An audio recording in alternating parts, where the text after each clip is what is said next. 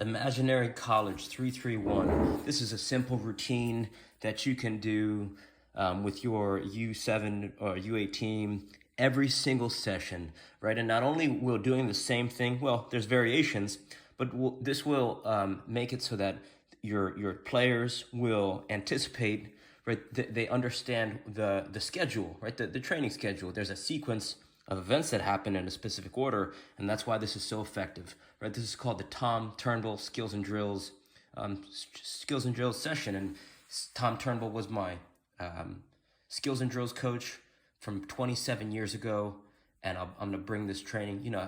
I whenever I develop, if I do a personal training session or help kids develop, I use this every time. And it's super simple. It's a lot of fun, and you're gonna see your players develop throughout the season. If you could only do one thing, and that's develop. If you only focus on one thing, and that's developing your players as young, right, as a young boys and girls, and help them grow their skills, and also help them grow as into young men and women. Even if you don't win one game, your parents will be, and the club coaches and the directors will be pleased, because they will see the changes that their players will. They're going to see a tremendous improvement in their abilities. Okay, so looks like this: a warm up. You could Google search the warm up from your favorite soccer team, or just search best. If you don't know your favorite soccer team, just search best soccer team in the world, or top ranked soccer team in the world. It'll give you a list of 5 to 10 teams, and then you pick one team from the list, and you just Google their pregame warm up, and then usually you'll see if you could find Real Madrid's warm up online. You could find Barcelona's team warm up online. Just jogging and different ranges of motions stuff. You could also search a warm-up that's super cool, that's a lot of fun for young kids too. They'll be laughing when they do it. It's called Ito Portal Locomotion Routine. And if you learn that and master that, the kids are gonna have a lot of fun. And it's actually pretty serious warm-up, because it gets you into a lot of different ranges of motion very fast. So that's something that could help the team warm up fast and allow you to spend more time with the ball. Okay, next, ball mastery. Right, 10 minutes, 10, 15 minutes of ball mastery. And the way to learn ball mastery, right, you need to be able to, well, you don't need to, but it's ideal that you can demonstrate the ball mastery drills before you teach them. Because if you can't teach them, then it's going to be hard to kind of verbalize to young kids what they need to do. So the ways to improve ball mastery, one is called Covert Coaching. It's an app. He's also got YouTube videos. The other is Fantasista Mickey. He's got some dribbling sequences that you can isolate and break down to improve. To learn ball mastery moves. And this is gonna be relevant later in dribbling sequences. And another great resource is a dribble up ball. Dribble up ball. This is a ball that's got a sensor in it, and you could use this with your cell phone, your TV. Dribbleup.com, and you want the size 4 ball, size 4, right? So you could use this like for 5 minutes a day, so that, and then maybe even a minute a day, 2 minutes a day, and then you could warm up, or then you could, right? You use this for 1 minute a day, the night before or the day of the training, and then you could just teach. Then you teach ball mastery. So each practice, you should start first practice, you do one ball mastery drill, and then the next practice, you review the one from before, and then you do a new one. And then you try the challenges, by the end of the season, you tell everyone, all right, everyone, show me your chop, or show me your drag, and then, show me your L move. And then everyone goes dribble, L move, dribble, L move. Or you say, all right, everyone, show me your L move scissor. And then everyone goes L move scissor, dribble, L move scissor, right? So there's a progression. Dribbling sequences. I just posted a video called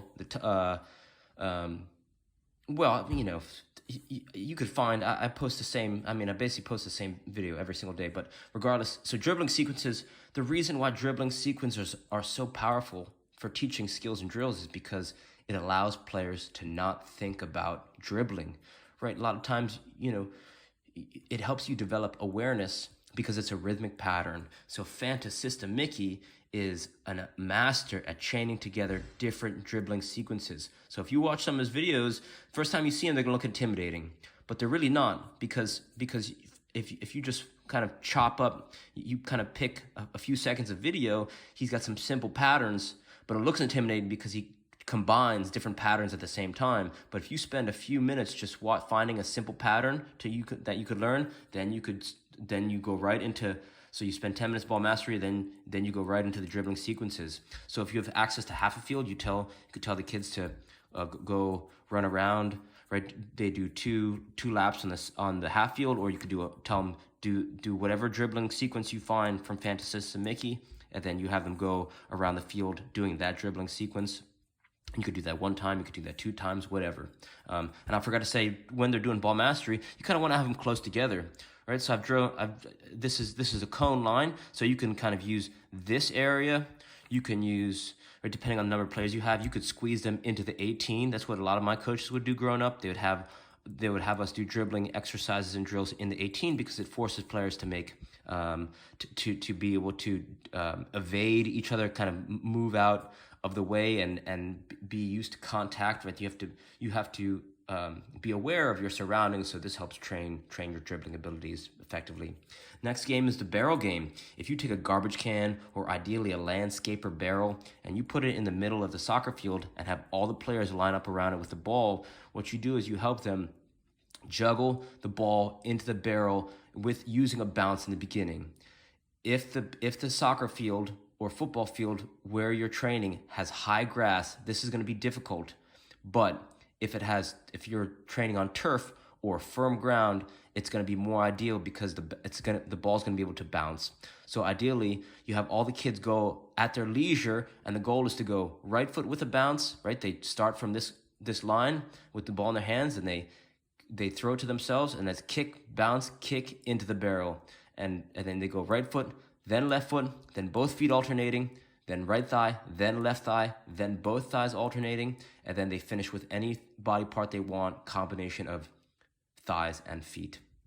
And it's helpful if you can demonstrate this.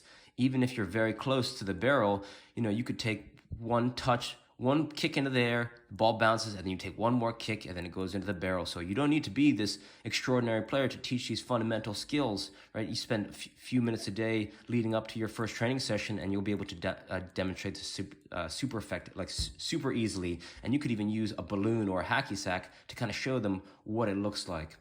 When I trained U7, U8s, we just used size 5s, right? Or whatever the kids brought to practice, or whatever I had available. And kids are going to be bumping into each other, and they're going to be, there's going to be chaos because it's a tight area, right? That's center circle. So you just say, keep on going. And, you want to have them go through the progression at their leisure and not use a whistle, because you don't want Tommy, who's better, to be slowed down by Mark. If Mark takes more time on his right foot with a bounce, Tommy could already be up at right thigh, at thighs alternating, if that makes sense, right? So you want to this game is great because it can scale to players of different abilities, and they could also do it at the same time. Lastly, if you have some cones that are tall, right? Tall cones, and this is a cone line, and this is a cone line. So basically, to finish the session, all the kids are going to do is play 1v1, right? This is a grid. One kid stands here, one kid stands here with the ball. So this whole side starts with the ball, and then they just try and knock each other's cones over, and that's it. Maybe they play one opponent for 5 minutes, and then you tell everyone to switch. They find a different opponent, and they dribble and try to knock their cone over. And ideally, there's a fence on this side, right? So the players don't have to chase a lot, something like that. And then maybe you give each cone, maybe spread these cones out a little bit so they have some room to operate, and they aren't bumping into each other as much.